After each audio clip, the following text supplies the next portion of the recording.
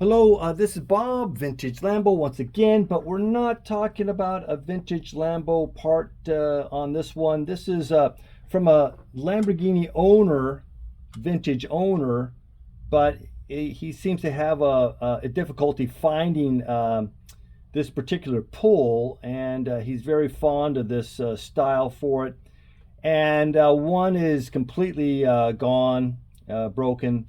I don't know if he still has it or not. And then this one actually has a bit of a fracture right there. We don't know how long this will last. So the object is I'm going to try and make two of these. And you can see how this goes in. It will rotate out enough and catch pinned like that. And then you can pull it. So very nice little guy there. Let me just zoom in for a second here. Okay.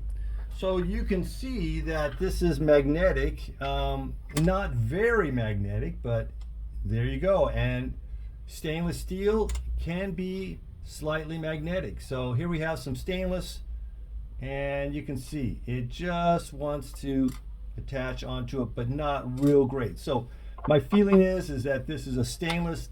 I believe it's probably nickel plated also. So I'm just going the best bet I can would be to go with a solid stainless piece here machined, and that should give it good strength. There's going to be a lot of hand filing on this also to get some of these radiuses.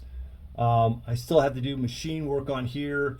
I did have a friend help me out, get some basic cutting on this. And I wanted to make sure that I have two of these as close as possible. So he was able to do that. And then I'll put the other angles and curves on it. This one is going to be pretty challenging also. And you can see that it has a few little angles right there so it stays in place. Wherever you put it, it'll lock in place. Has a 2mm hole through it. A deep 3.5mm slot, M4 threads that go all the way down. I have a tap set with a bottom tap that I'm going to be using on that. And then I'm going to have to use my rotary on the milling machine to try and keep these little guys here that keep this thing right there and won't wiggle at all. So we're going to see some challenges going on, and I thought I'd show you something not finished, so that you can at least know that, hey, is he going to be able to do it or not? And I don't know.